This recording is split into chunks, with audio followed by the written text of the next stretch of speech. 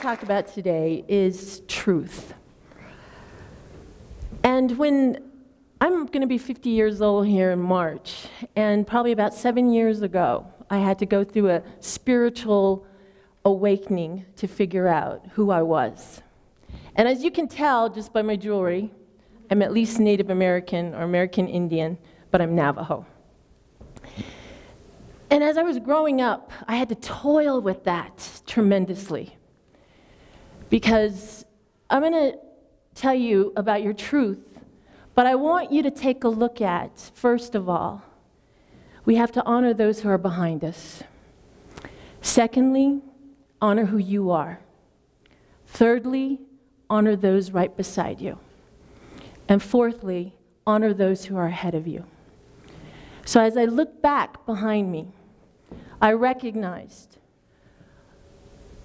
who are these women that are in my life? My great-great-grandmother, by the name of Maria Beta, at 7 years old, walked the long walk of the Navajo. For those of you who don't know of that walk or that journey, it started in the area of Gallup, New Mexico, and they had to walk 300 miles to Fort Sumner, New Mexico. Lived there in Bosque Redondo. She was only 7. She went through the hardship conditions. She had to walk. She had the illness. I really don't know whether her parents were with her. And so as a child to walk that walk, I said to myself, just imagine if she would have died, I would not be standing before you right now. But she made it. And that was in 1864. The second woman in my life, who was born from Maria Beta in 1918, was my grandmother, Ella Chester Morgan. She was born in 1918 when the great influenza came about. A majority of our people in Native American society died. Mothers, fathers, aunts, uncles. At that time my grandmother was born, her mother died because of influenza. And that particular incident was the first time I recognized that there was a barrier that was broken between a mother and a child. And within Native American history, it's very significant in this time and age that we don't have our parents, we don't have our grandmothers, but there's no relationship. And so when my grandmother's mother died in 1918, then my mother came, Lucinda Harrison, in 1943. She had her mother for a while, but she also remembers she was raised by grandparents out on Navajo. She went to boarding school at the age of 6 years old. And I was talking with my mother before I came here, and I asked her particular questions pertaining, what did it feel like, Mom, to be taken away from your mother when you were 6 years old? She said the missionaries came to her house. They took her away. And she said, I was crying. She said, that pain, she says, it's indescribable.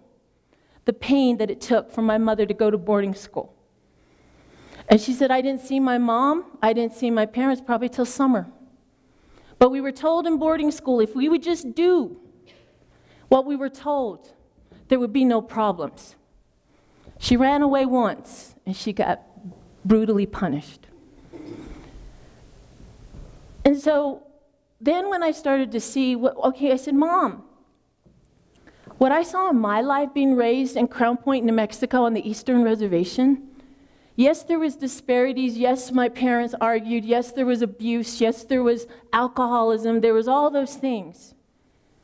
But the one thing I said to my mom was, Mom, despite you being a child and growing up in a boarding school, and they called this a Christian boarding school, so that was the word for it, I asked her, what did you dream about? What did you want to become?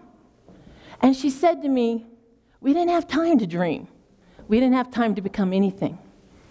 And she said to me, you're living my dream. My grandchildren are living my dream. That resonated with me. And so many times throughout my life, I fought being Navajo because of that Indian piece. But I say to you today, this piece of ancestry is so vital because it is the spirit of who we are as people. It's the spirit of the recognition of how our ancestors got to this place. But I think of the barriers, and I ask myself, if they would have died, I would not be here. And that resonates so true with me. And I can say to you today, and I've not done this quite as well, but in Navajo, we're to introduce and come to our people in our clans. And we are to say who we are because those clanships are recognized all the way back through your life. And I can say to you today that I am born to Hashklishni, which is the Mud Clan. I am born from, on my father's side, the Sheshadine, the Bear Clan. My paternal grandfather, on my father's side, is the Nakai Dine, which is Spanish, which is the Hispanic clan that came into the Navajo. My paternal grandfather is Mahigeshni, which is Coyote and Hamas clan. I could never say that again, but that is part of who I am. It's long, but you know what, when I was raised, growing up, this girl is tall. But then this girl also didn't speak Navajo because when my mother and father went to boarding school, they were brutally punished for speaking it. So they never passed it on to me. So I never learned Navajo. But all the kids, because I was raised in Crownpoint, all knew Navajo. So because you didn't know the language, they automatically thought, you're not Navajo. And I fought that stigma for the longest time, being raised on the reservation.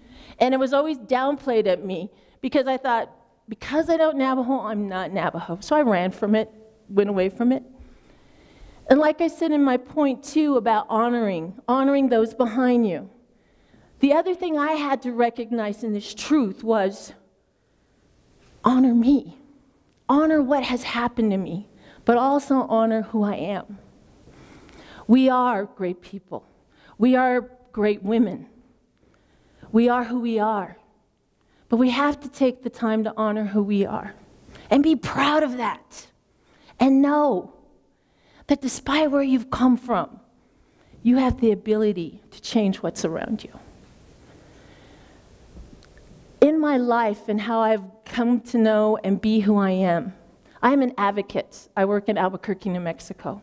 I work for an organization called EPICS, Education for Parents with Indian Children with Special Needs. I get to travel to the 22 tribes in New Mexico, helping Native American families understand their rights and how to advocate for their children in special ed. This didn't happen by mere circumstance that I fell into this job.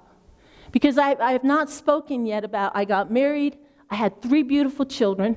My oldest son, Nitani, is 20 years old currently. He's a junior at UNM. His course in life has been hard because he had to face a disability. But he's also gifted, and those kids are twice exceptional. My daughter, who is here with me today, Shundeen, has also tremendously, has this brain that she's very gifted and bright also. And my youngest one is 16. So my advocating for them as a parent and knowing who I was transcended my life in not only advocating for my children, but now I advocate for all special needs children, Native American in the state of New Mexico. For I'm currently the president of the Advisory Council for Special Ed. And in these people who are beside me, I now go to these various communities, and I see women who are just like me. They're Pueblo women, they're Navajo women, they're grandmothers, they're single mothers, they're fathers, They come from all walks of life, trying to find help for their children in special education. But the one thing I have witnessed within working, not only and being Native American, has been the discrimination, the racism, the abuse, the things we're called in schools, the way education is not really fair for all, to be truthful. It isn't fair. I had to fight for my children to get what they needed. But at the same time, I learned how to be an advocate. But I've also learned that the hardships, even as my grandmothers have faced, I'm still facing them today, but in a different form. And I have come to recognize that those who stand beside me have been the ones who came from all directions, from the north, from the south, from the east and the west. I may not have all the knowledge, but those who do walk beside me give me the wisdom, the courage, and the knowledge to help these families that I am helping.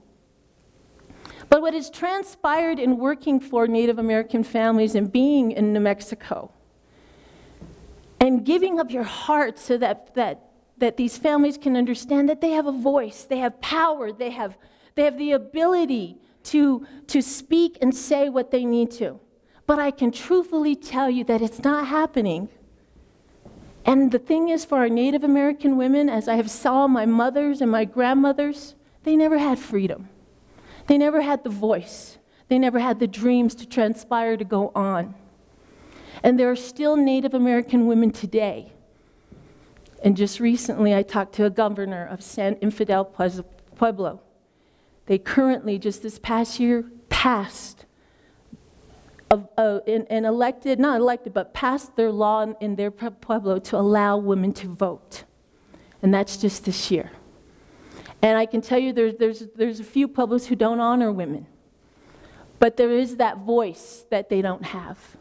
And to see women sit in a meeting where they just hold their head down and can't say anything, that is still happening today. And it is still happening to a majority of women of color, of those who have not had the ability to say and speak what they need to. And I say this only because that I traveled this road, and I know that the power within me to transcribe and to give you the message that everyone needs to be treated fairly, that everyone should have that voice. And as I work with special needs children, we're all human beings. We all have the same red blood running through us. And before I leave, I have to also say for those who are ahead of us, and I'm going to bring my daughter up here. I'm going to say this prayer. Here's my daughter, Shandine. I'm going to say a prayer, and it's the Navajo Beauty Way prayer. And I say this to all of you. As you walk, may you walk in beauty. Beauty is on top of you. Beauty is behind you. Beauty is beside you. Beauty is at your feet. Beauty is everywhere. And I say that because this next generation that needs to come, they need to see beauty. And it has to resonate from you as people. It has to come from this place inside. And I pray for my daughter that she has the freedom to choose to be who she needs to become, that her dreams are fulfilled, that she can go and be whoever she needs to be. Because that was not given to my grandmothers. That was not given to my mother. And I can truly say to you that I am free. And I thank you for this, and I thank you for this time.